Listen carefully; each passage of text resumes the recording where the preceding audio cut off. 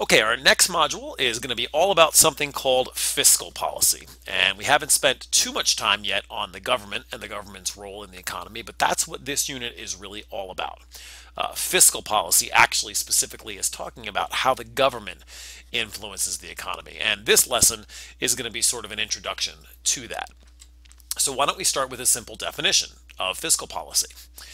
It's any action the government takes to influence the economy. Now, that's obviously a pretty broad statement, but generally that's a pretty good way to think about it. Any action the government takes to influence the economy. That would be counted as fiscal policy. Now, when the government does that, it does it in two separate ways.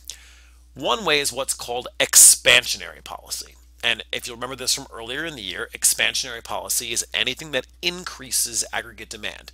We would usually do that during a recession. And the opposite of expansionary policy is contractionary policy. And contractionary policy is any policy that decreases aggregate demand. And we would usually use that to fight high inflation. All right, now the federal government has a couple of tools to do this. And by the way, I say the federal government. The truth is it can also be state and local governments as well. But since we're just sort of getting used to this concept of fiscal policy, we'll assume just the federal government at the moment. The first tool the federal government can control is the amount that it spends. That's tool number one. So if you're asked in a question, what fiscal policy could the government use to respond to a certain situation, changes in the amount of spending would be one of the choices that would work very well. And why is that? Well, remember that aggregate demand is made up of four components. One of those components, and you'll see I've bolded it and underlined it there, is the G, government spending. So if the government wants to increase aggregate demand, in other words, it wants to expand the economy, it can simply increase the amount that it spends, and that will increase aggregate demand. Of course, the opposite is also true. If the government wants to contract the economy for some reason, then it simply has to decrease the amount of spending. That is tool number one. Now, the government has a second tool that it also can make use of. That tool is taxes. Now, why do taxes work as a tool that the government can use to change the economy? Well, remember that specifically income taxes, and by the way, income taxes are the ones we'll specifically be talking about. When you change someone's taxes, you change that person's disposable income. Now, we've used that word a couple times this year already, but disposable income simply is the money that someone can spend that they really don't have to commit to something else. So not the money for their food and not the money for their heating bill, but any extra money. Anytime that you, let's say, decrease taxes, and by the way, that's the definition there of disposable income, income people can spend, or by the way, save, and we'll get to that later, as they choose. But here's the thing about taxes. If you change taxes, you're going to affect C, consumption, and I, investment. Why?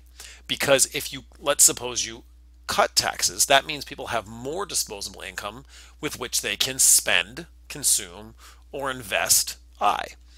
If you increase taxes, that's decreasing taxes. If you increase taxes, you're going to cut back on the amount that people have to spend or invest, and that's a contractionary policy. So just to wrap this up, the two tools the federal government has, it can change the amount it spends. If it wants to expand the economy, it can increase spending. If it wants to contract the economy, it can decrease spending. Or it can change taxes. If it wants to expand the economy, it could decrease taxes. If it wants to contract the economy, it can increase taxes. Let's do an example here for just a minute. Suppose the economy was suffering through a recession.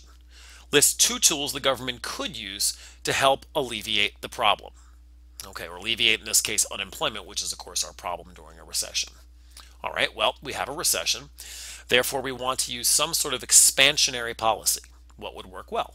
Well, we have two choices. The first tool we could use would be to increase the amount the government is spending. Or we could decrease income taxes. Remember from our last slide, both of those are expansionary policies. All right, let's have you try one now. The economy is below full employment. List one fiscal policy action the government could take to address the issue. Then draw a correctly labeled aggregate demand, aggregate supply graph showing how this action impacted prices and our GDP. Okay, stop the recording here for a minute and give it a shot. All right, let's see how you did. All right, so first of all, what could we do? You could have said either cut taxes or raise spending. Why does that work? Because again, it specifically mentions here that we are below full employment. Therefore, we need to expand the economy.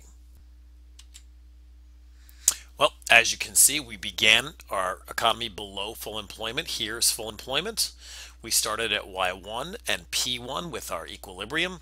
And of course, the tax cut or the rise in spending, either one caused aggregate demand to shift to the right. Just a quick note, there are really two different types of fiscal policy, and sometimes we gloss over this, but I want to make sure we spend just a second on it. It's what we call automatic versus discretionary policy. Let me define first what automatic fiscal policy is. It actually is exactly what it sounds like. Automatic fiscal policy is any action that automatically goes into effect without new government policy or legislation. And some examples might be something like this. If there is high unemployment, there is more spending on Medicaid because more people, for example, will fall below the income threshold for Medicaid. When there is a recession, income taxes decrease because people are making less money.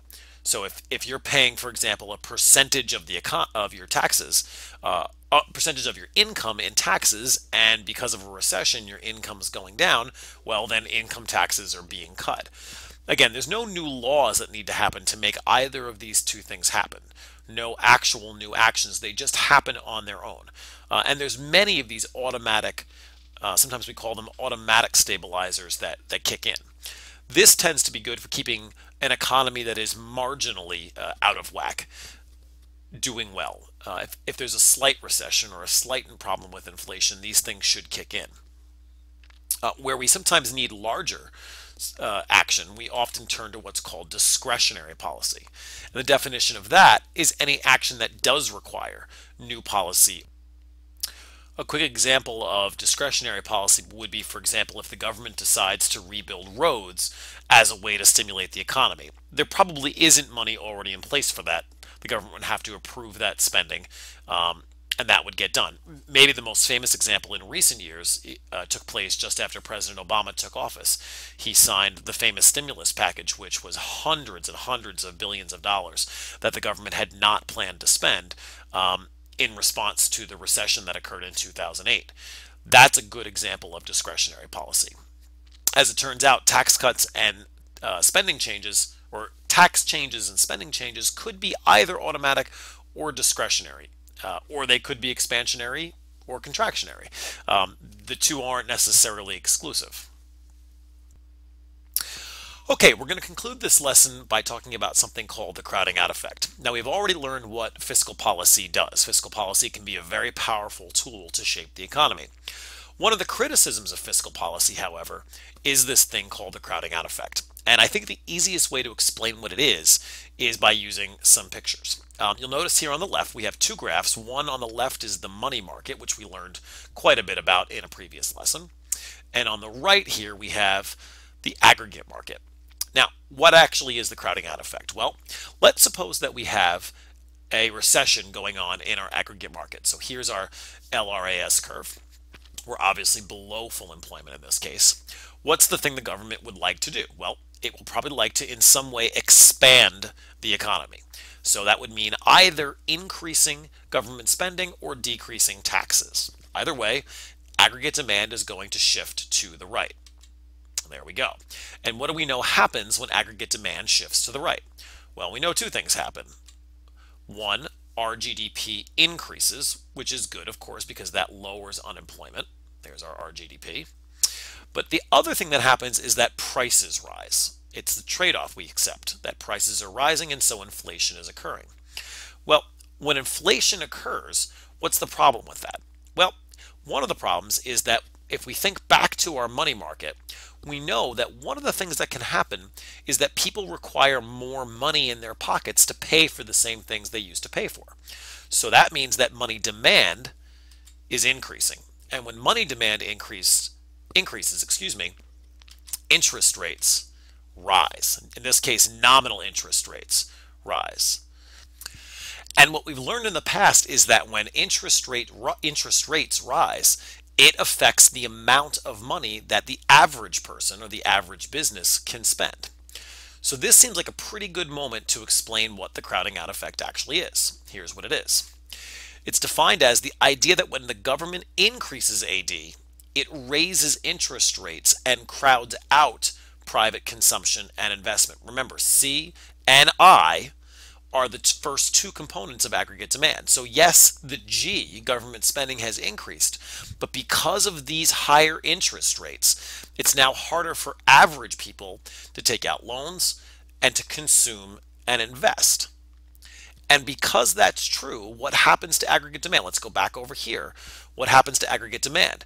Aggregate demand begins to pull back and decrease. So we went from AD1 to AD2 to AD3. Now it's very important to notice where I drew AD3. I did not draw it all the way back to AD1. So the reality is that crowding out effect, what it really does, if your only objective is to get out of a recession, the reality is that government spending still has a powerful effect. The crowding out effect doesn't completely offset the gain we made from AD1 to AD2, but it does sort of take the edge off it somewhat. Now, of course, there are a lot of folks who believe that the mere fact that the government is spending that money as opposed to private consumers and businesses is a problem as well. And that's a little bit more of a philosophical debate that I don't want to get into here. But we should recognize, most economists agree that the crowding out effect is at least somewhat a story in this process. If the government spends, it creates inflation, which raises interest rates, which makes it a bit harder for average consumers and average businesses to consume and invest.